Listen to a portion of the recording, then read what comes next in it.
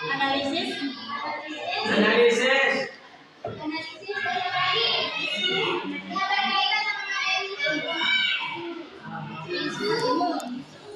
Apa lagi? POV. POV atau sudut pandang. Apa lagi? Fenomena. Fenomena. Nah, jadi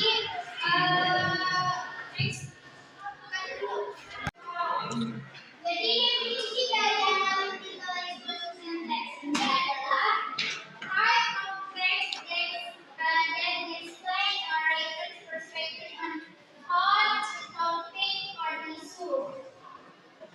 Analytical exposition text ini membahas tentang perspektif atau sudut pandang dari penulis tentang isu, fenomena,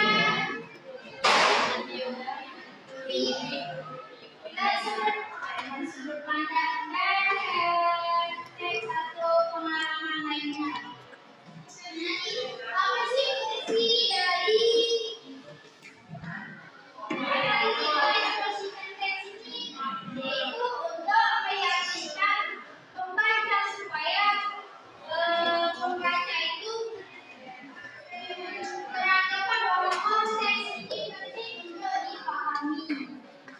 Oke, dalam penulisan teks analytical exposition, di sana kita tidak sembarangan asal nulis, tapi di sana ada general structure. Ada yang tahu apa saja general structure dalam penulisan? Identification atau identifikasi. Nah, dalam identifikasi ini penulis menjelaskan secara umum topik yang akan dibahas. Misalnya, contohnya belajar bahasa Inggris. Nanti di identifikasinya penulis akan menjelaskan bahwa belajar bahasa Inggris saat ini menjadi peran penting karena bahasa Inggris digunakan secara luas di dunia. Dari aspek lanjut ke deskripsinya. Di deskripsinya itu dijelaskan lebih rinci lagi. Bahasa Inggris dipelajari karena beragam alasan. Pertama, bahasa Inggris adalah bahasa internasional.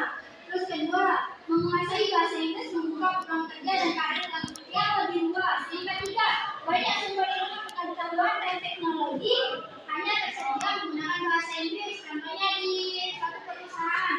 Kalau teman-teman nggak bisa bahasa Inggris, teman-teman nggak bisa memanfaatkan teknologi. Soalnya beberapa kali ke depan semuanya lebih besar menggunakan bahasa Inggris. Terus yang selanjutnya ada analisis. Tadi deskripsi, identifikasi, deskripsi, baru dia analisis.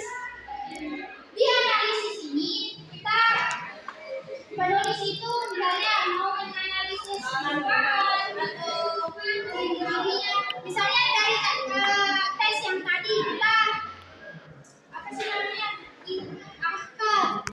Dalam general structure tadi itu ada identifikasi, ada deskripsi, nah yang ketiga itu ada analisis. Dalam analisis ini, kalau yang tadi di identifikasi itu kita menjelaskan secara umum tentang topik yang akan kita bahas.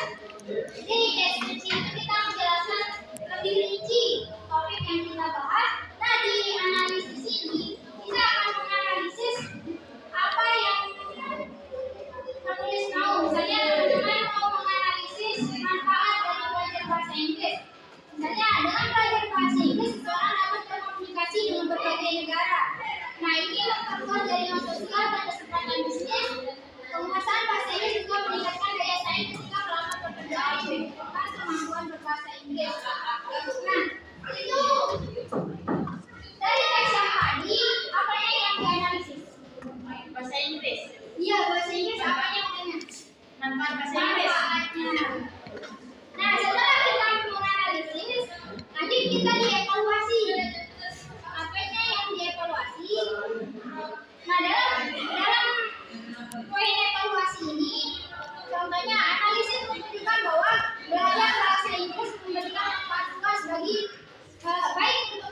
internasional, karir, pendidikan, dan wawasan yang lebih luas.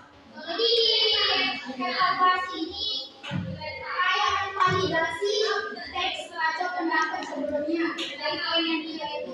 Hanya validasi di sini di poin evaluasi ini. Jadi setelah evaluasi baru conclusion atau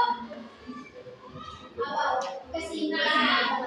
Nah, dalam conclusion ini dari teks identifikasi, description, sama analisis terus evaluasi, nah itu dirangkum jadi satu di conclusion.